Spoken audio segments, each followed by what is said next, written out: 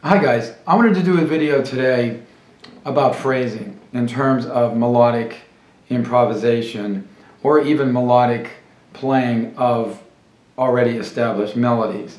Either way, they both have to be phrased carefully or you lose the effect. Phrasing is basically the way you organize a scale or an arpeggio or a combination of both into fragments.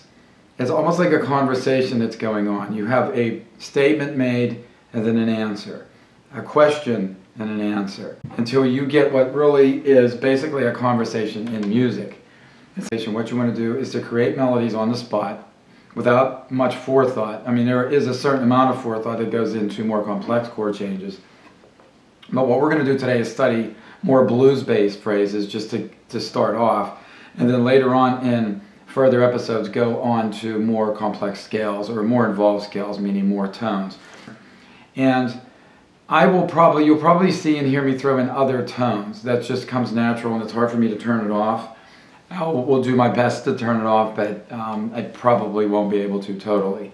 But even in that, you'll see how simple phrasing can be if you start out small. One thing you don't want to do is try to take a whole scale and try to improvise if you're new to improvising, or if you are an intermediate in improvising and you're trying to take the next step. You don't want to bite off more than you can chew in terms of the scale. I'm going to break it down to 2 strings at a time. You know the pattern. It's a 4-1-4-1 pattern on the top 2 strings. If we're in A minor or in A blues. Depends on what sounds you are using the scale over. The pentatonic scale, one thing that's nice about it can be used over many sounds.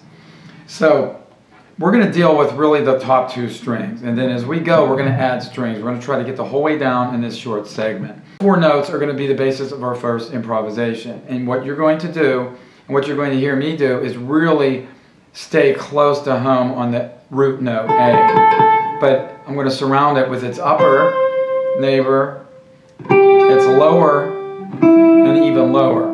So we're going to go from A, we will use A, C, we will use E and G, those 4 notes. There's plenty of melodic material can be made out of those 2 strings. If you're into beginning or intermediate improvising, the minor sound is probably best because it's easier to create melodies from fewer notes. Okay, so here goes the track from Quiz TV. I will use a lot of different backing track channels on YouTube because there's plenty of really good ones. And I do have my favorites, and I'm going to use Quiz today. So this is his A minor track. And what I'm going to do is stay on the top 2 strings. Start out simply at first.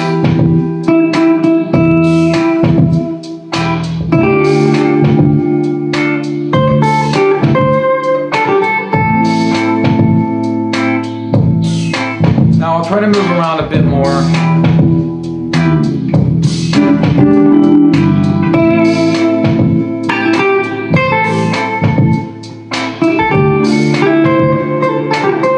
I'm going to stay as close as I can to the 3 chords. It's really only 3 chords we're dealing with here.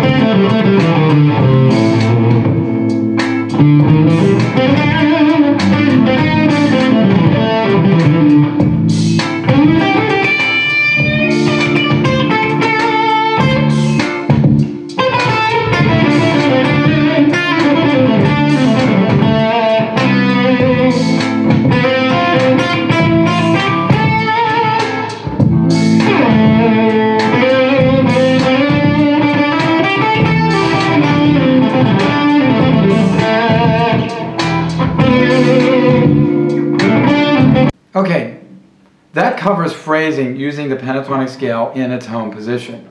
Basically, I moved out of position a little bit, but I tried to stay in this general area to get you familiar with what you can do with the different techniques I use, such as sliding, bending, very hard picking at times, and a lot of vibrato.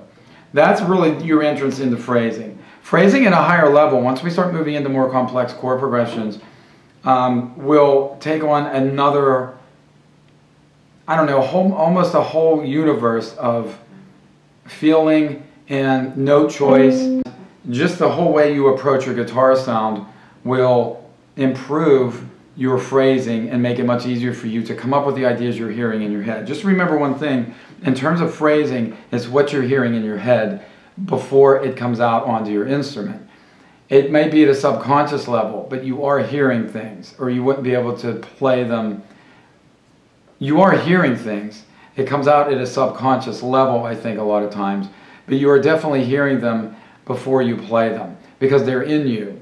So at some level, you're hearing the ideas that you're expressing. That's the beauty of improvisation, is it's things that you have picked up over the years, influences that you have, feelings that you have inside, and the way they come out on your instrument.